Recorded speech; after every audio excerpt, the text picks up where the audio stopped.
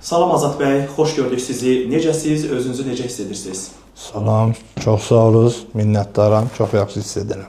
Hər zaman yaxşı olun. Azad bəy, biz deyək ki, sizi Azərbaycanda daha çox idman sahəsində uğurlarınızla tanınırsınız və tanıyırıq və Azərbaycan bayrağını dəfələrlə siz dalğalandırmısınız. Sizin eyni vaxtda siyasi fəaliyyətiniz də var.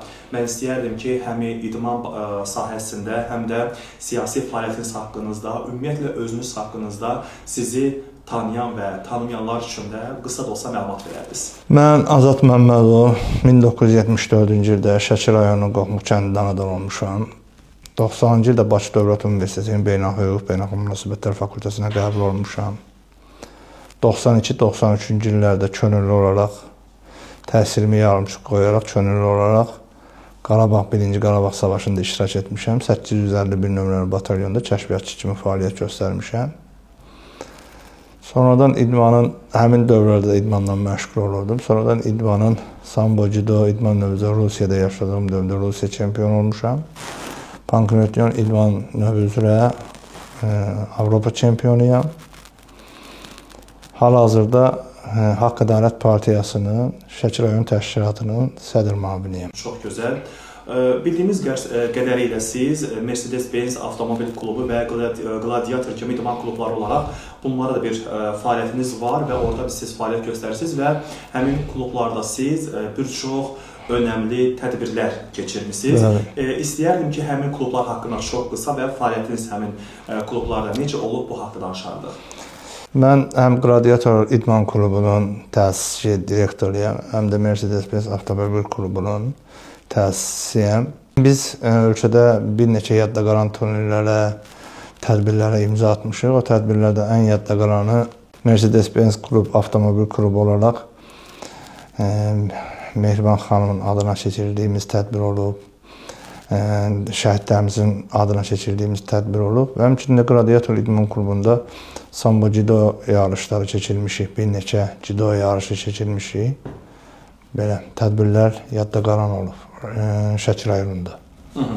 Elə bayaq da vurğuladığınız kimi siz Şəkidə Haqq və Ədalət Partiyasının sədr müavini kimi fəaliyyət göstərirsiniz. Bax, bu fəaliyyətiniz haqqınızda da istəyərdim ki, məlumat verək. Deməli, Haqq Ədalət Partiyası bildiyiniz kimi 2022-ci ildə noyabr ayının 3-də, 4-də 2 gün keçirilən iclasdan sonra idarə heyətinin kollegial qərarı ilə Prezidentimiz İlham Əliyevin yeritdiyi siyasəti tam dəstəklədi və o gündən mən özüm Haqq Ədalət Partiyasının üzvü oldum və o üzvlükdən sonra Haqq Ədalət müəyyən dövrdən sonra idarə heyəti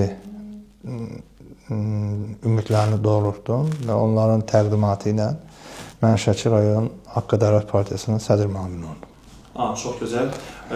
Azad bəy, ümumiyyətlə sizin bu sahədə fikirləriniz çox maraqlıdır. Bilirik ki, son illərdə Azərbaycanda iqtisadi inkişaf, ümumiyyətlə Qarabağın azad olunması və infrastruktur layihələrinin sürətlə həyata keçirilməsi və bir sıra bu kimi nailiyyətlər və ölkəmizdə mühüm dəyişikliklər var və bir istər idmançı kimi, istərsə də bir siyasi, belə deyək, siyasətlə məşğul olan bir insan kimi sizin fikirləriniz çox maraqlıdır ki, bunu necə qiymətləndirirsiniz? Sizin fikirlər maraqlıdır. Siz bunu sözün həqiqi mənasında 2020-ci ildə 44 günlük savaşdan sonra Azərbaycan dövlətinin, Azərbaycanın prezidentinin həqiqətən də bu möhtəşəm uğurudur.